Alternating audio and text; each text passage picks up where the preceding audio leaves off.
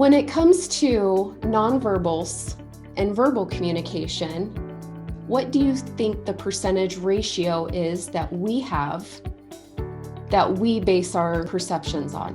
93% of the communications that we receive, we perceive based off of their tone and their body language.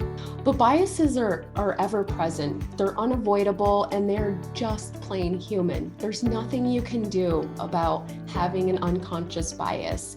It's all about what do you do with that bias and how do you navigate it and channel it to positive outcomes. We all have biases.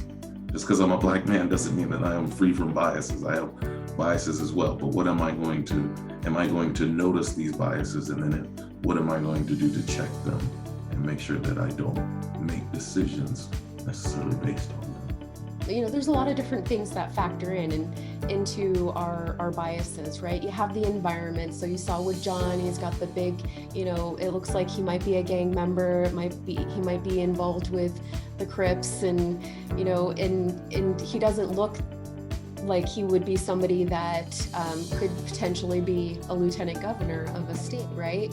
We have these diagnosis biases, and that's our most common one because that's what we're doing. We're sizing things up. We're taking in what we're seeing and what we're hearing, and then we're creating our own story, and we're creating our own picture, our own thoughts about whatever it is that we're seeing or we're feeling.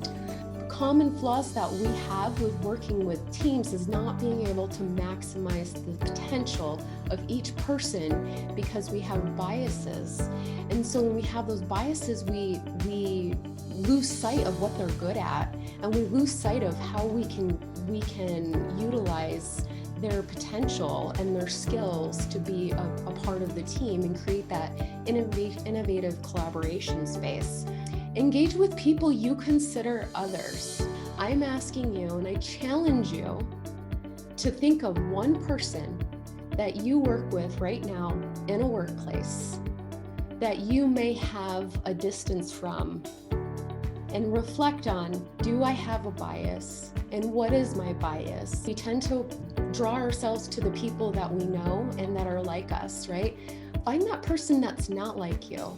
Find that person that has different personality. Find that person that maybe you don't communicate with a lot, and just start to get to know them. You'd be surprised at how much just being open and being intentional about getting to know others, engaging with other people, that really helps yourself as a person, because you're learning about somebody else. And then when somebody sees that you have an interest in knowing about them or learning about them, or you just want to be more connected with people, they feel more valued and they feel like they're being seen or they're being heard.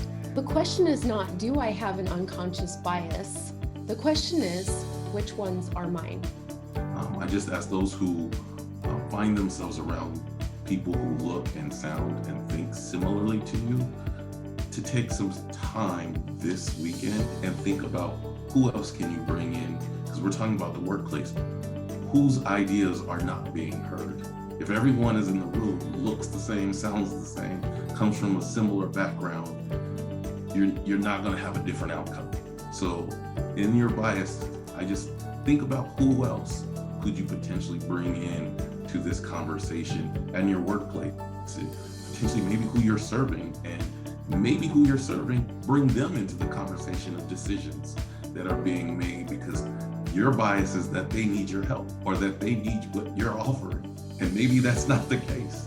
So just take some time and really sit with yourself and internally look at what these biases are saying and how can I overcome them.